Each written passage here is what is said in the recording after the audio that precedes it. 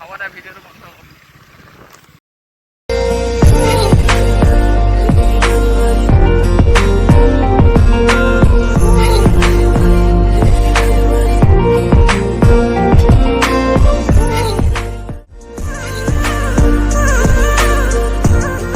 তো নমস্কাৰ বন্ধুসকল, মই জাষ্টিন জয়ন্তা আজি এটা নতুন ভিডিঅ'ৰ সৈতে মোৰ চেনেললৈ আপোনালোক সকলোকে স্বাগতম জনাইছোঁ। তো বন্ধুসকল, মই গৈ আছোঁ যোৰহাট হাতীগড়ত থকা বাবা ৰামদেৱ মন্দিৰলৈ। তো মোৰ লগতে আপোনালোকো আহি বন্ধুসকল, আমি আহি যোৰহাট টি ৰোড পালোহি। এতিয়া আমি শিৱসাগৰ অভিমুখে যাত্ৰা কৰি থাকোঁ আহক।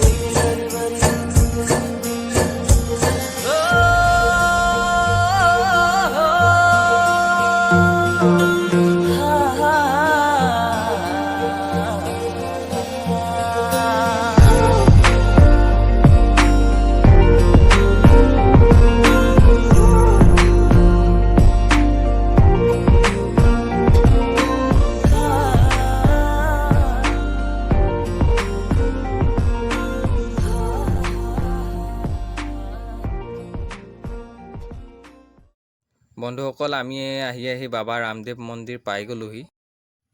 যোৰহাট জিলাৰ পূবে হাতীগড় দেৱালয় নাকি দূৰত অৱস্থিত এই ৰামদেৱ মন্দিৰ। আহকচোন বন্ধুসকল, ভিতৰলৈ সোমাই যাওঁ। পাই গ'লোহি বাবা ৰামদেৱ মন্দিৰ পাই গ'লো। জোতাযোৰ কি হ'ল, বহুত টানকৈ লাগিলে।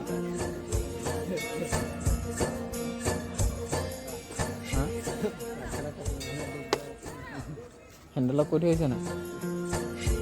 তো বন্ধুসকল, এতিয়া আমি ওপৰলৈ যাওঁ ব'লক।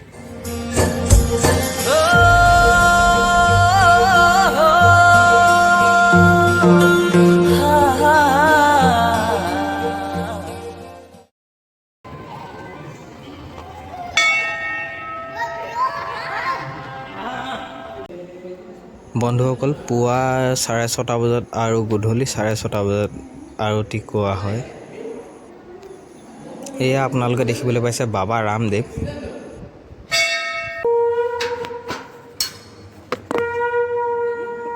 বন্ধুসকল, এই মন্দিৰ ভাগৰ প্ৰতিষ্ঠাৰ আঁৰত আছে বহুত ঐশ্বৰিক ঘটনা। মন্দিৰ ভাগৰ প্ৰতিষ্ঠাপক নিৰ্মাতা মিণ্টু মোৰে এই কথা জানিবলৈ দিয়ে।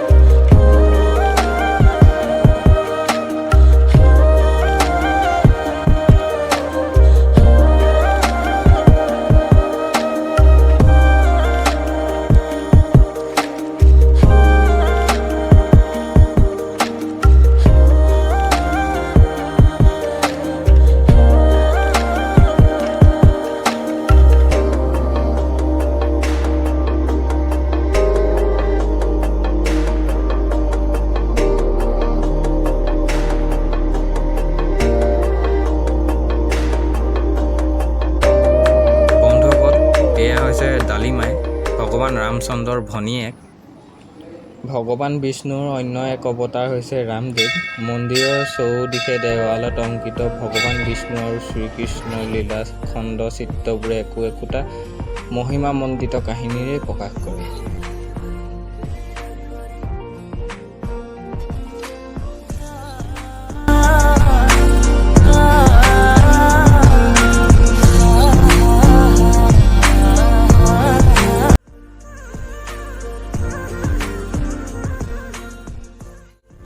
মন্দিৰৰ বাহিৰভাগে এয়া আপোনালোকে দেখিবলৈ পাইছে ভগৱানৰ অনন্ত শয্যা।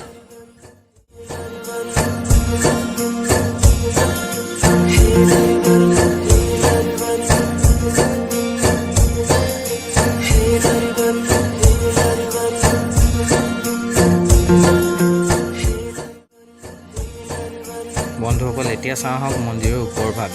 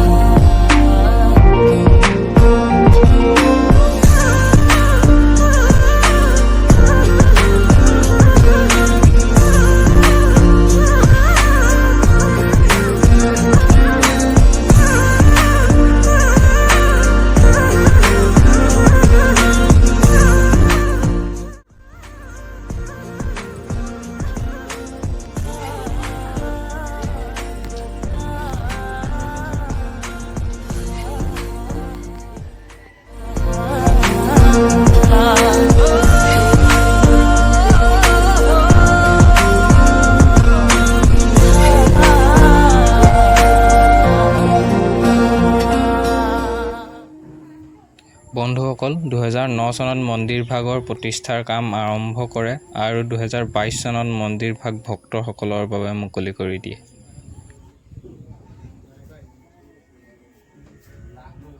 বন্ধুসকল, যোৰহাটৰ দৰে এখন সাংস্কৃতিক নগৰীত এনেকুৱা এখন তীৰ্থস্থানে অনাগত সময়ত সকলোৰে আগত আশাৰ সঞ্চয় কঢ়িয়াই আনিব। বন্ধুসকল, অযোধ্যাৰ ৰাম মন্দিৰ আপোনালোকে হয়তো দেখিছে। যোৰহাটত থকা এই ৰাম মন্দিৰ ভাগৰ ভিডিঅ' চাই আপোনালোকে কেনেকুৱা পালে জনাবলৈ নাপাহৰিব।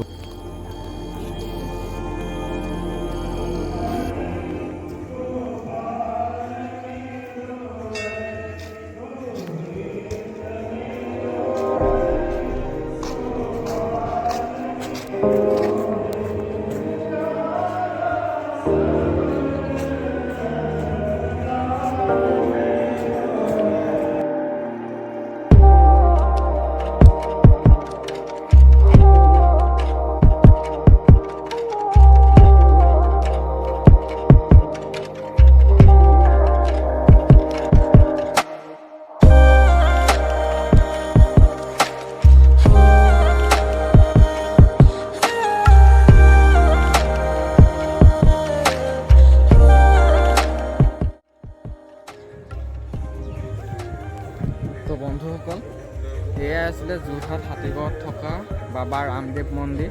তো ভিডিঅ'টো চাই কেনেকুৱা পালে জনাবচোন।